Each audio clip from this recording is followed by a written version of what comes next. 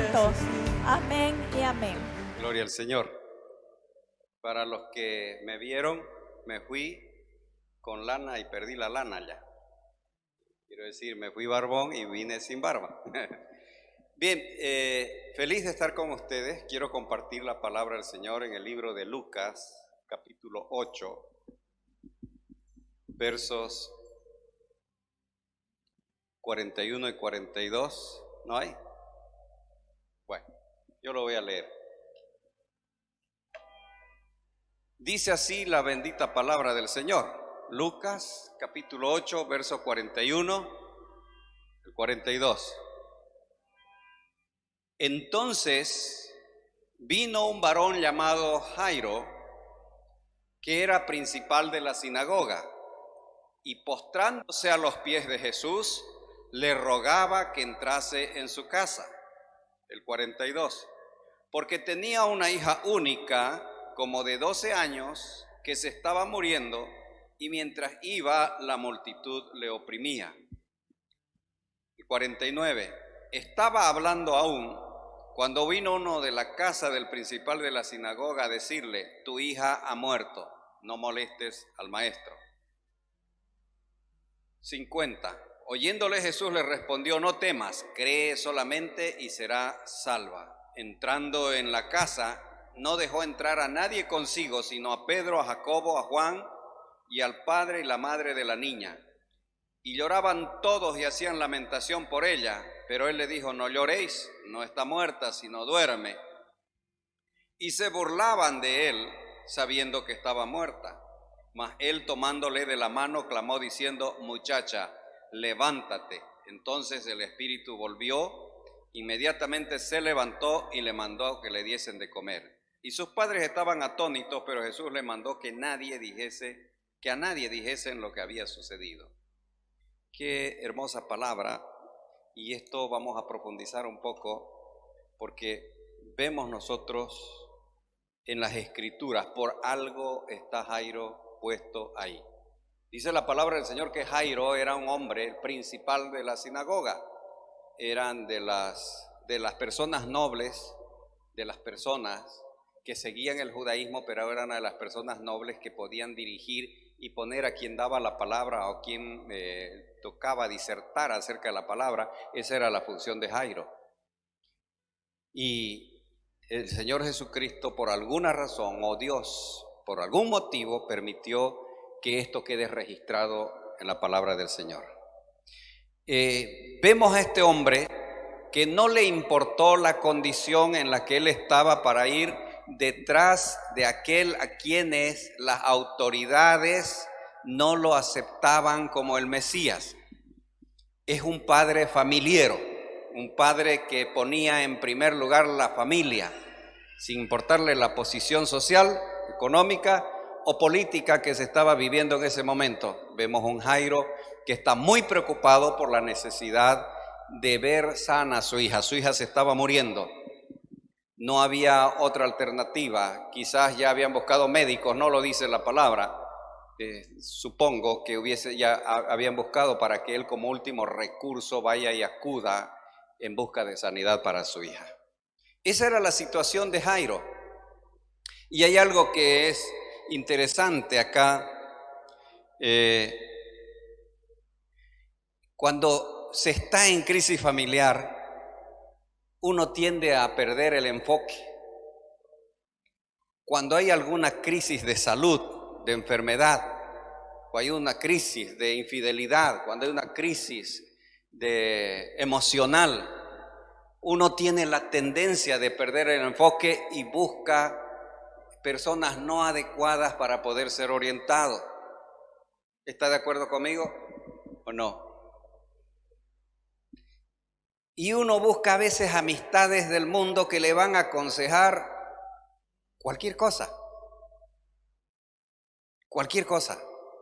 O busca personas con las cuales después uno termina incurriendo en errores. O busca, si es un tema de salud, busca al médico,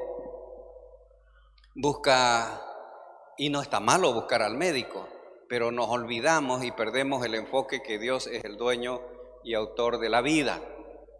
Y nosotros a veces nos desorientamos. ¿Por qué? No culpo a nadie, sino porque en esos momentos de desespero uno no sabe qué hacer ni a quién acudir para poder solucionar su problema. Ese era el caso de Jairo. Era un tema de salud. Dice que su niña era única y que tenía como 12 años aproximadamente, era un adolescente. ¿Qué haría usted si está a punto de morir su hija? ¿Qué haría como padre? Como tenemos el Día del Padre, entonces yo me dirijo a los padres. ¿Qué haría usted como padre? Lógico que si usted está siguiendo los caminos del Señor, va a decir, lo busco al Señor. Un padre que sabe dónde ir en el momento de necesidad, ese era nuestro amigo Jairo. Él va a la fuente correcta. ¿Por qué?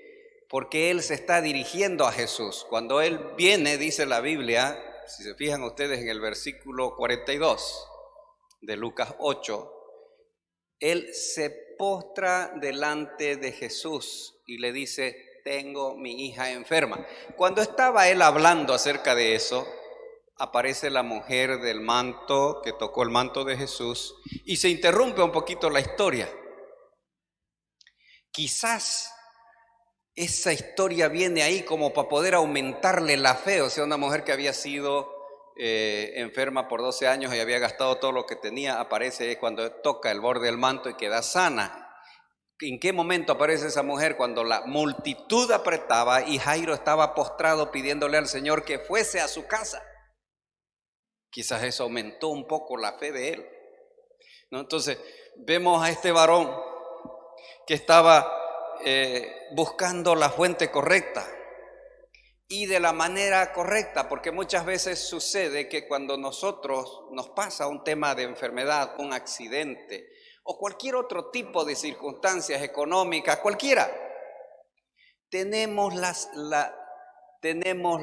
el hábito o tenemos, ¿qué podríamos decirle? A veces por lo desorientado que estamos, de culpar a Dios. O sea, ¿por qué a mí?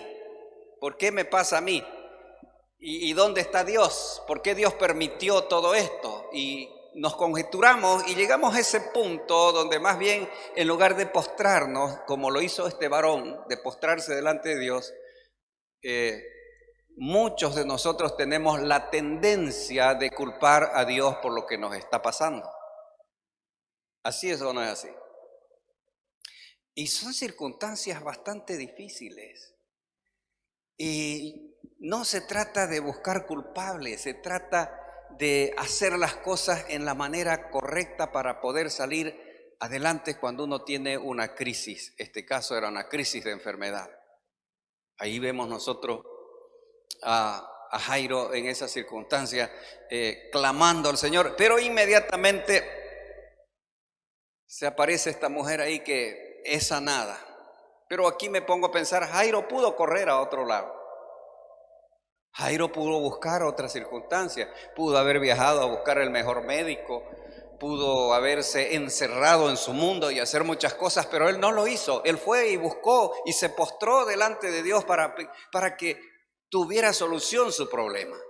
Él buscaba la solución de su problema y ahí vemos nosotros que el problema comienza a tomar otro rumbo, otra dirección.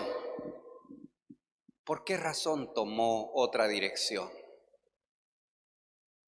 Aquí me pongo a pensar y digo, ¿qué era lo que quería Jairo? ¿Sabe qué quería Jairo? Llevar a Jesús a su casa. Así dice la Biblia, ¿no? Si usted se fija, dice, el padre Jairo quería llevar a Jesús a su casa. Él persistía en llevar a Jesús a su casa.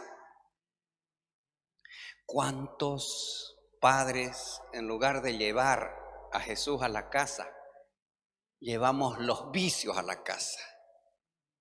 O hacemos cosas que son viciadas en la casa.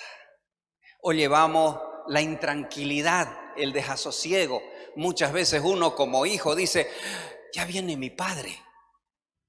Pero no lo dice con alegría, sino lo dice con temor, lo dice con susto, lo dice porque el padre no representa prácticamente un buen ejemplo dentro del hogar. Y los hijos a veces viven asustados cuando saben que el padre viene porque está trayendo algo, o viene aburrido, o está andando en infidelidad, o lo hace andar en zozobra tanto a la mujer como a los hijos. Así sucede muchas veces, que los padres se enfocan, pierden el enfoque, pierden el sentido de lo que es un verdadero hogar, y en lugar de traerlo a Jesús a la casa, lo que están haciendo, están trayendo otras cosas, como dije, infidelidad, incertidumbre, desconcierto, está plagado de vicios y de cosas que comienzan a dar mal ejemplo en lugar de ser el ejemplo que se necesita para que los hijos se creen y se desarrollen fuertes espiritualmente. Este hombre, a toda costa: Señor, yo quiero que tú vengas a mi casa porque yo tengo una hija que se está muriendo y yo te necesito, Señor. Era la postura del hombre, llevar a Jesús a la casa. Por eso es que digo, el hombre que llevó a Jesús a la casa. Y llevar a Jesús a la casa significa un desafío tremendo dentro de la sociedad en que estamos viviendo.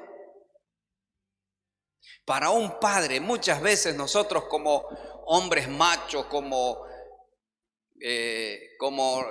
la representación del machismo, que más culpo a las mamás que a los propios hijos, porque no enseñan el lugar correcto y la forma correcta para que ellos puedan ser un buen marido para las mujeres y puedan ser un buen padre.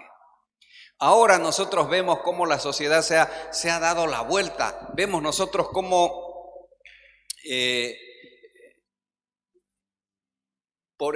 hablo del padre, hablo de la madre, perdemos el enfoque. ¿Por qué? Porque se olvidan que los hijos son diamantes puros entregados en su mano para poder mostrarse ante un mundo que cada vez es más corrupto, y depende de usted el poder limpiarlos bien para que estén listos para brillar y hacer brillar este mundo que tanto lo necesita. Y a veces nosotros, ¿qué es lo que hacemos? En lugar de darle lo que necesita para que cumpla el propósito en esta vida, lo que hacemos es, o nos volvemos demasiado permisivos, haciendo que los hijos hagan lo que quieran y confundan su papel de hijo y se convierten en pequeños tiranos, o los descuidamos totalmente en lugar de darle cariño, amor, cuando estamos participar, hacerlo parte de nosotros, que se contagien, que esa vida de familia, que ese amor, el diseño original de Dios, donde Dios lo plantó y lo puso para que usted transmitiese de su amor, de su gracia, para que con solamente mirar el testimonio en el hogar se sepa que Dios estuvo presente, en lugar de darle el poco tiempo que tiene para compartir, para hacerlo sentir feliz, para amar la familia y desear tener un hogar similar, o por lo menos algo que pueda ayudar a sus futuras generaciones. A veces le damos el celular, o le damos el televisor que está plagado de mensajes subliminales o de cosas que más bien, en lugar de llevarlo hacia adelante, los tuercen. Y ahora hay más cantidad de niños abandonados, los huérfanos cibernéticos, cualquier cantidad. Hay fuga psicológica dentro de los matrimonios, de tal manera que los hijos están ausentes. Su presencia ahí a veces solamente es como estar en pintura, porque no influyen en los hijos. Ahora estamos necesitando de esos padres que sean influencia dentro de los hogares. Ahora estamos necesitando esa gente que pueda darse sabiendo que tiene una responsabilidad tremenda de educar y de criar hijos para que pueda proseguir no solamente su especie, sino también los principios y los valores que están siendo torcidos, tergiversados a través de la historia. Es una responsabilidad suya tremenda, mi hermano, mi amigo, el de poder sembrar buenas cosas o dejar sembrar para que la hierba crezca. Y después tenemos que arrepentirnos y con dolor mirar que sembramos mal. Hay tiempo para corregir mientras hay vida, mientras hay aliento. Usted tiene que enseñar, y si ya no enseñó, tiene que estorbar a sus hijos para que puedan hacer lo que es correcto. No sea un testigo silencioso de lo que está pasando, sino estorbe a sus hijos si tiene tiempo todavía. ¿Y cómo va a estorbar? Postrado de rodillas, orando, clamando a Dios para que las circunstancias cambien, porque mientras un padre, una madre ora, hay esperanza. No se ha acabado el tiempo. Dios puede revertir, Dios puede cambiar las cosas. Es a Él. Por eso es que admiro la actitud de este hombre, quien se postró, quien buscó, quien llevó a Jesús al hogar. Necesitamos Jairos dentro de nuestros hogares. Necesitamos personas que no solamente instruyan en sus hogares, que tengan la capacidad de desafiar, de ir. O sea, dije yo, traer a Jesús a la casa significa desafío. Muchos van a hablar mal de usted. Los hombres a veces es que tengo partido de fútbol ahora, que tengo junto con la frater, que tengo reunión esto, que tengo reunión acá, que tengo reunión allá, y se olvidan de los hijos. Más importante que los amigos que más tarde no le van a ayudar, porque no van a ser parte de la solución, sino ahora están siendo partes del problema. No le digo no tenga amigos, comparta con sus amigos, pero también no se olvide que la primera prioridad que usted tiene en su vida es la educación de sus hijos. Yo me acuerdo inclusive, había situaciones que yo atravesé donde había confraternización con ciertos grupos, inclusive religiosos, donde uno tenía que estar, pero no podía llevar a los hijos. Había reuniones de hermanos que me invitaban para compartir, pero sin llevar hijos. Y sabe que una cosa, yo con mi esposa nos pusimos de acuerdo: nada que sea totalmente relevante delante de Dios puede quitarnos el tiempo que nosotros debemos compartir con nuestros hijos. Nadie. Y el resultado ustedes lo ven, aquí están los hijos predicando. Es que necesitamos, y usted necesita desafiarse, y no solamente en su casa, sino también enseñar. Dice la Biblia que no imitemos nosotros a ellos, sino que ellos puedan imitar de nosotros, que nos convirtamos en fruto deseable, que los demás quieran ser como nosotros y busquen nuestra ayuda. Es lo que necesita esta sociedad. Vemos un Jairo que lleva a Jesús a la casa, y cuando lleva a Jesús a la casa ya había pasado algo. Si ustedes se fijan en el versículo 49 de Lucas 8, verso 49, viene de su casa un mensajero, un criado, y dice: tu hija ya murió, no lo molestes más al maestro. A veces nuestras esperanzas en el tema económico, en el tema relacional, en el tema salud, a veces ya se murieron las esperanzas. Pero cuando Jesús llega a la casa, se encuentra con una multitud de personas que estaban llorando la muerte de esa adolescente a quien todos amaban. Pero ¿qué sucede cuando Jesús dice: no se angustien, ella duerme? En lugar de contagiarse de fe, ustedes vemos que todavía se burlan de Jesús. ¿Por qué? Está loco este. Si esta ya está muerta, ¿qué nos viene con este? ¿Por qué? Porque ya habían perdido la esperanza. Y en muchos asuntos nosotros perdemos la esperanza. Ya no hay ya no hay esa esperanza, no, ya está muerto, ya no vive, este problema se acabó y hasta aquí, hasta acá y no. ¿Sabe qué? Vuelvo a repetir, mientras usted tiene vida y usted busca a Jesús y trata de llevar a Jesús a su casa, lo que está muerto puede revivir, puede resucitar, como pasó con la hija. Él, estando muerta, la toma de la mano, pero Jesús dijo algo antes y está en el verso 50, me parece.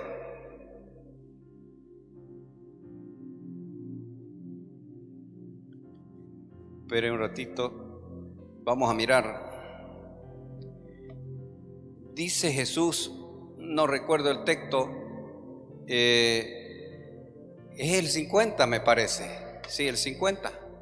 Dice, no, a ver, 50, no temas, cree solamente. Cuando le dicen que está muerto, Jesús dice, no temas. Verso 50, ahora recuerdo, ahí está. Ahí está. Y oyéndolo Jesús le respondió, no temas, cree solamente. Porque a veces uno se llena de temor. No hay esperanza. No temas, cree solamente. Y a veces el orgullo es tan fuerte y tan disfrazado que a veces lo disfrazamos de humildad.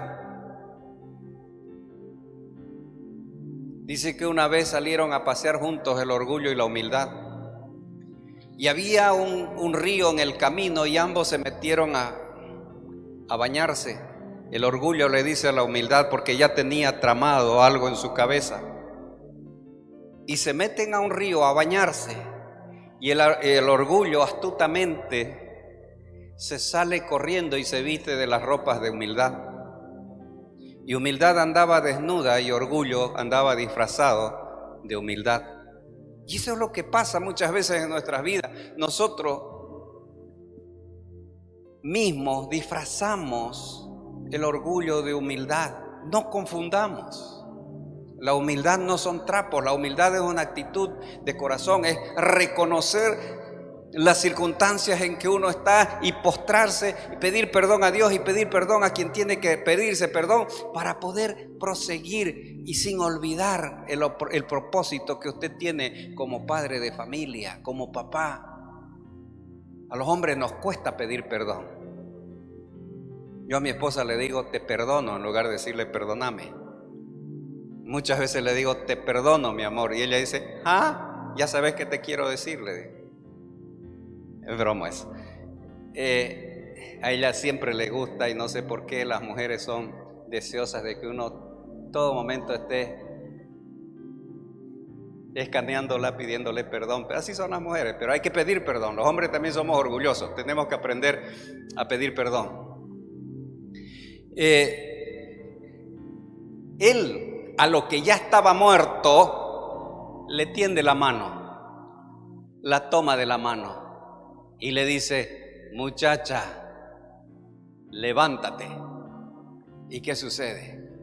La muchacha se levantó. Entonces Jesús le dijo, denle de comer. Pero conociendo la naturaleza humana y sabiendo, imagínense si Jesús le decía como yo les digo constantemente, hermanos evangelicen, hermanos traigan personas, lleven. Y él conociendo la naturaleza humana, como le voy a decir ahora, no cuenten a nadie este mensaje, no se lo digan a nadie. ¿Sabe qué van a hacer? Lo van a difundir. Jesucristo hizo lo mismo, vamos a aprender de él. Jesucristo hizo lo mismo, agarró y dijo, no vayan a decir nada de lo que pasó aquí. ¿Y cómo lo sabemos hasta acá después de más de 2000 años? Porque a alguien fue y lo dijo. Jesús conoce la naturaleza humana. Así que hermanos, este mensaje no lo cuenten a nadie, es para ustedes nomás. ¿Les parece? Ya va a ver que el domingo va a venir harta gente. No olvide, papá, hay buenos padres, hay medios buenos, hay malos y hay re malos padres. Pero todos necesitamos llevar a Jesús a nuestras casas. Necesitamos llevar a Jesús a nuestras casas. Necesitamos tener claro nuestro objetivo. Dios puso esa joya preciosa en nuestras manos. Los hijos no son cualquier cosa. Es una vida, es un regalo de Dios. Su principal objetivo, si Dios le dio este ser, este hijo para usted, es poder transformar en el diamante que usted necesita, que le ayude. Fíjese usted que aún las cosas más duras, y el mismo diamante solamente puede ser cortado por el diamante. Así que ánimo, ánimo. Si usted no es papá pero es mamá, igual necesita tomar esta responsabilidad. Eduque, instruya, capacite a sus hijos. ¿Por qué no nos ponemos de pie y oramos?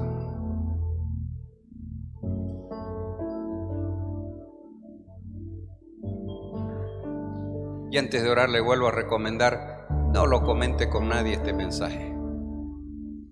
Padre, en el nombre de nuestro Señor Jesucristo, te pedimos perdón, Señor, porque de verdad te fallamos, porque no te buscamos en la forma adecuada, en el momento adecuado y con la actitud adecuada, Señor. Muchas veces obviamos esas cosas,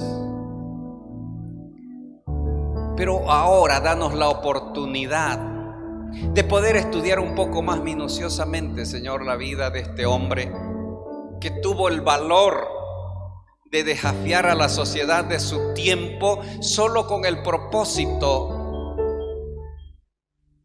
de buscar lo mejor para su hija, solo con el propósito de llevar a Jesús a su casa. Que nosotros tengamos ese valor, esa gracia, Señor, de que lo que diga la sociedad no nos valga de nada, sino que de verdad llevemos a Jesús a nuestros hogares. Yo te agradezco, Señor, por tu grande amor y por tu inmensa misericordia. Te alabo, Padre, en el nombre precioso de nuestro Señor Jesucristo. Amén.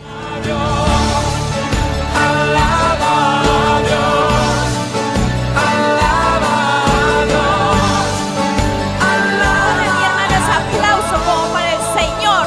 Gracias, Padre, Hijo y Espíritu Santo. Amén y amén.